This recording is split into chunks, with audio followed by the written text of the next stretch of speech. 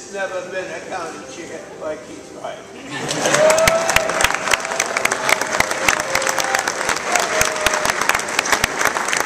Then the New York State Assembly and the first Dominican that ever held public office, my long and dear friend.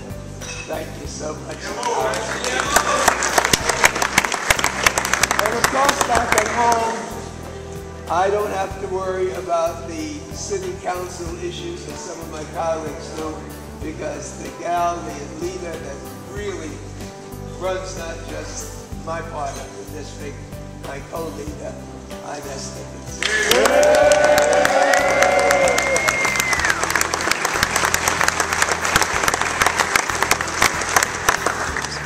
And I just want to tell my chairman of the CBC that back home, my pastors, they don't wait for people to die before they tell them good things can happen. Pastor Butts has built schools, developments. He's president of the Abyssinia Development Corporation. He's a professor at the New York State College. He succeeded Adam Clayton Powell as the powerful, persuasive pastor of Abyssinia Baptist Church. And I just try to be his partner because Adam Powell's shoes were too big for both of us. So thank you for coming down.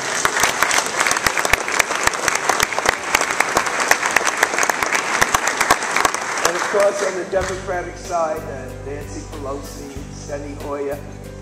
It's been totally exciting. I see Gretchen Wharton there from the Accomack, Virginia part of the family that are here. I know I'm missing a lot of people. And I hope you give me an opportunity here to make up for this. Oh, my friends in Korea, this goes beyond the trade bill. Some 60 years ago, I knew they were doing fathers and they were here to say thank you. 감사합니다. 감사합니다. Great. Our ambassador from the United States of America, Berlin, thank you so much for doing this. And my staff. George Henry, put up your hand. Oh, way back there. You can staff Washington and New York. Just wait. Because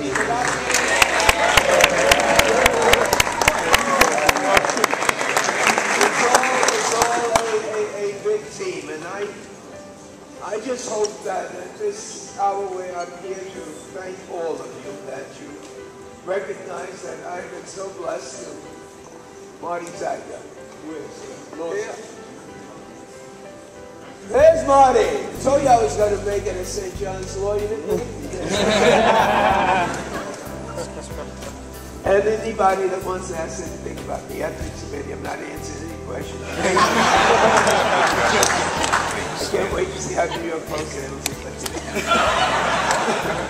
But many years ago, when I was a student, I was in charge of the Criminal Law Institute. It was like the law review, and I was assigned to a young assistant district attorney in New York. From there, I became assistant U.S. attorney.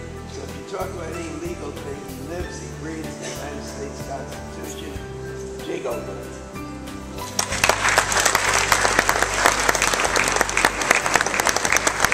All I can tell you that this has to be the greatest country in the world. It's absolutely fantastic how people can leave their culture, their family, the beauty of their country just to come to a place that most of them have no idea what is in store for them. They take a gamble, most make it, and almost all of them. It is a far better life no matter what degree of success they have here.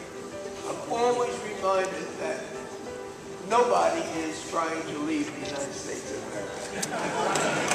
Everybody, they can complain that they're trying to get in and they're trying to stay in. And when you bring the best of all of the countries, whether they're from Asia or from Europe, I often think of the Congressional Black Caucus members that unlike Joe Crowley and the Irish, and unlike so many of my Jewish friends, we don't have the history to make up like some of these people do. And as soon as we got to the United States, they started shredding the African songs and all the hymns and all the language. And so it's very difficult sometimes for our children to be able to dream because they have nothing that's been taught to them to dream about. And that's why we in the Congressional Black Caucus, and I think, that a way of saying thank you to America is to make certain that you break down the barriers that so many people really believe that they should make it in this country that provides so much hope. We know there's a lot of hypocrisy involved. We know there's a lot of racism involved. But we also know there's no country in the whole world that's been as good to all people as the United States.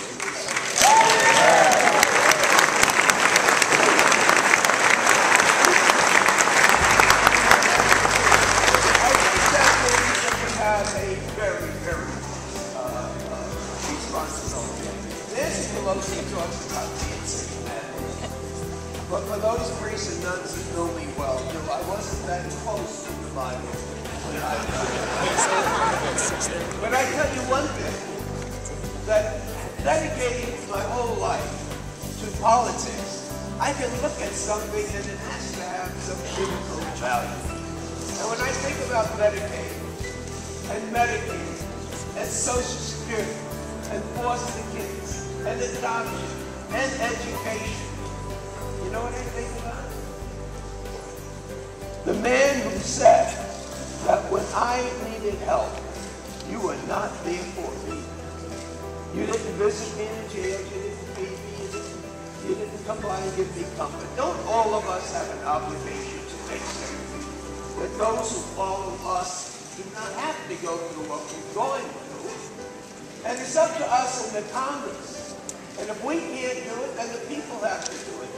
To make certain that included in that Constitution is not just due process, but a compassionate understanding for our brothers and sisters in this country. And it's not just for this country.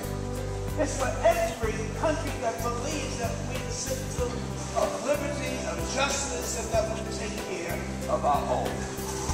It is sometimes embarrassing to see people that want so badly to get elected.